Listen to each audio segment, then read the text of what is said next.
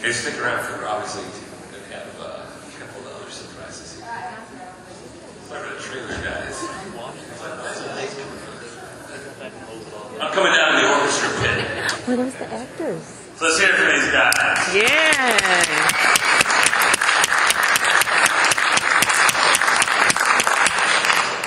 That was a treat for me too, because that was actually a different, much different cut actually in some regards of what I had seen before. So I'm just going to turn this over to these guys. I'll go in the audience here real quick with another microphone, and I'll let these guys talk. If you have any questions, just raise your hand, okay? There you go. I'm David. I've co-directed, co-wrote, co-produced. I'm Adam. I've played Travis and directed, co-directed, and edited. My name is Nathaniel, and I played Nate, and I was a co-producer. Adam Stillwell. I produced and co-wrote the film. I died at the beginning. I wanted to say something real quick, just for everybody here. What we did on our website and our Facebook is we put up the film Paper Dolls Live for everyone worldwide, all of our fans, all of our friends, to see while we're here this weekend. Paper Dolls, Cliff Lake, and the making of Cliff Lake, which we might show on our website, on our Facebook. So look us up at www.badfordfilms.com. If you have friends that you might think want to see the film, or you want to see it again throughout the weekend, or pass it on, please do.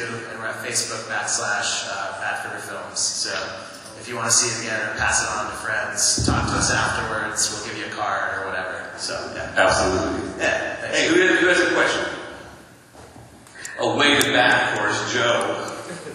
Joe, yell. All right, I saw this movie before. What made you change the ending?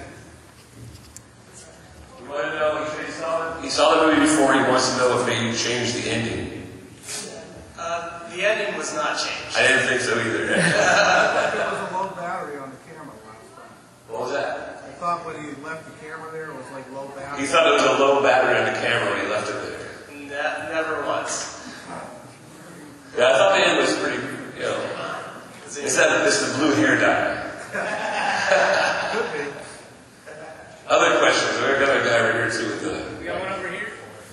Oh yeah, go right ahead. Hi. What sound effects did you use for like the screeching and like the screams that the Sasquatch had? Because that was like the scariest thing.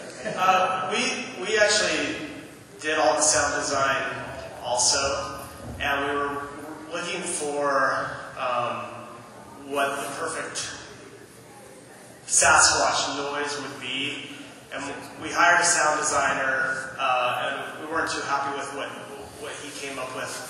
So we just started experimenting with different things, and I found a soundtrack, or a sound effect of crazy woman screaming was the name of the sound effect, and I pitched it down really low and slow, and that was it. We just heard that and we're like, okay. Because we wanted obviously with the mythology, the new mythology of these creatures, they're very human, so we wanted it to sound human and not too far from in the realm of fantasy. So also we had a garage at the time in Montana where we were making the film, and that's actually where we built the cave in the garage out of foam. Our awesome production designer Greg Benino did, and we actually one day with the recorder stood in there and screamed our asses off. And I think Nathaniel here might have gotten the most pukey, screamy, crazy scream that kind of was in there with the screaming woman. All that acting training paid off. I have a question. Where did you guys actually originally think of the idea of Sasquatch being slaves or something? That's a good question. I actually wrote this screenplay in college and just started messing around with the idea of Sasquatch not necessarily being the missing link or apes, but being deformed, inbred wood people, forest people. So that idea just kind of came to me, and then I'm very scientific minded. And you'll notice that we set this up so that it would be this is kind of off the subject, but the ending would really be divided between people that are scientific minded and people that actually believe in the possibility of something like Sasquatch. And it can, depending on whichever way you feel, you can kind of come up with your own ending, whether they were real or not. But I wanted to come up with a reason for these things to be there, that it was very plausible, scientific, and rooted in history. And part of it is actually rooted in actual history, like the Coronado and the search for the cities of gold. That's all actual history. Also, on top of that, one of the first talks we had about the movie, the scene that I think Greg spoke of earlier as being one of the scariest, when they're in the car and getting attacked, and the standing in the road with the arms, the paper doll scene. Was one of the first things we talked about. We saw Blair Witch, and then we heard about a cult somewhere that lived in the woods that stood in the road like that and stopped cars. And we kind of had that, and then we had Sasquatch, and kind of put those together as well, I think, right? Yeah, we are from the Pacific Northwest as well, so Sasquatch is really something that's been a part of our wheelhouse when we were kids running around in the forest. We could always maybe encounter one. So, yeah. So, how many days did it take to shoot, and what camera did you use? It was a 24-day shoot, and we were deciding at that time whether we should go with digital high def or 35 millimeter, and we ended up going with 35 millimeter. So it was to rent the camera and to buy all the film was a big portion of our budget. Somebody has another question? Come on. This man has a question. I love the film. Great production on that. Did you consider showing the Sasquatch more? Because I appreciate how you really didn't let much go. There's a lot of blurry movements and not much up to the imagination for that. But did you consider showing more creature effects and then just throw it off the side? Always our philosophy is the less is more. The best horror movies in our minds are the ones where you don't really see the monster and you create it in your imagination. And personally, and from a psychological standpoint, that's far more terrifying than actually seeing a monster right there in front of you. And that's my preference. Of course, other people have different preferences, but that was always how we felt, that we wanted to see glimpses of these things and let your mind create what they actually look like. There's nothing on the cutting room floor that you didn't see.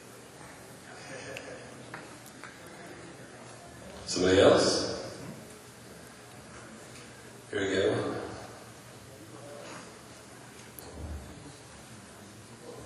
What was with the little shower scene cycle? That definitely was our homage to Alfred Hitchcock, for sure.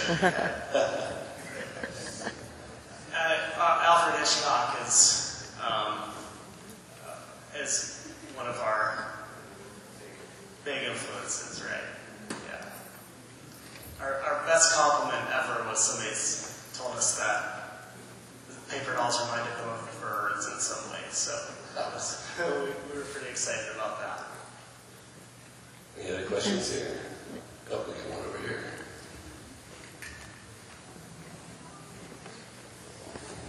Thank you. First of all, very good acting. I really appreciated it. Usually in these Sasquatch movies, you don't get very good acting, and you did a great job.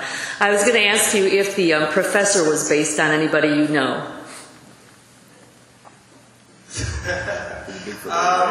No, the professor was not. And the guy that played the professor, his name is Ken Harper, and he's a great actor, and he's pretty much one of the kookiest people you'll ever meet, in a great way. And he came to set, and you know, we didn't have to direct too much. He just went for it, and that's pretty much what you saw up there is Kent.